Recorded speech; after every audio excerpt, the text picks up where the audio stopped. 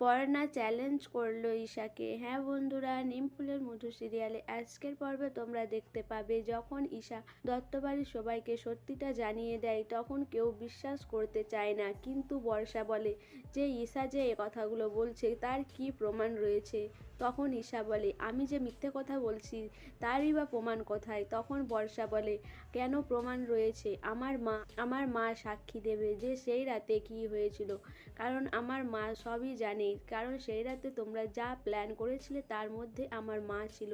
তখন বর্ষা তার মাকে ধরে বলে মা তুমি সত্যিটা বলো, আজকে অন্তত মুখ খুলো, তোমার বাবুর চরিত্র নিয়ে কথা বলছে, তোমার বাবুর চরিত্রে গালি দিচ্ছে আর তুমি চুপ করে রয়েছো, তুমি সত্যিটা বলো।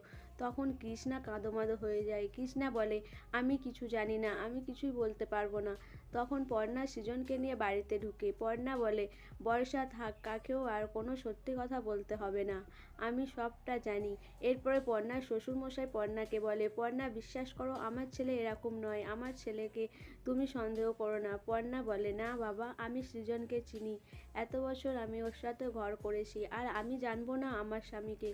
তখন ঈশা বলে পর্ণা তুই কী করে প্রমাণ করবি যে সৃজন কোনো কিছুই করেনি। পর্ণা বলে আমাকে 12 ঘন্টা সময় দে, তার মধ্যে আমি প্রমাণ করে দেব যে সৃজন কিছুই করেনি। এই কথা শুনে ঈশা তো বলে তুই কিছুই প্রমাণ করতে পারবি না। পর্ণা বলে ঠিক আছে, আমি প্রমাণ করে তারপর তোকে এই বাড়ি থেকে তাড়াবো।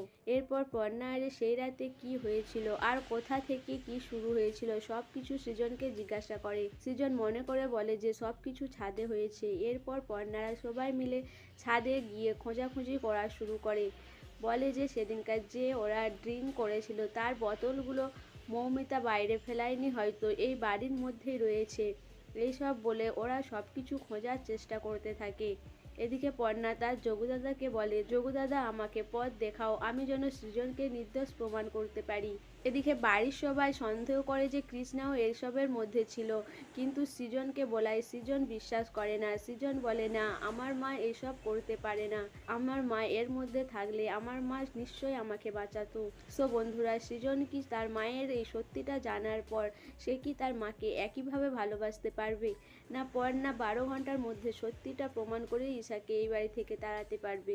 তোমাদের কি মনে হয় অবশ্যই আমাকে কমেন্ট করে জানাবে। আর আমার ভিডিওটা ভালো লাগলে প্লিজ সাবস্ক্রাইব করে দিও আর লাইক কমেন্ট শেয়ার করো।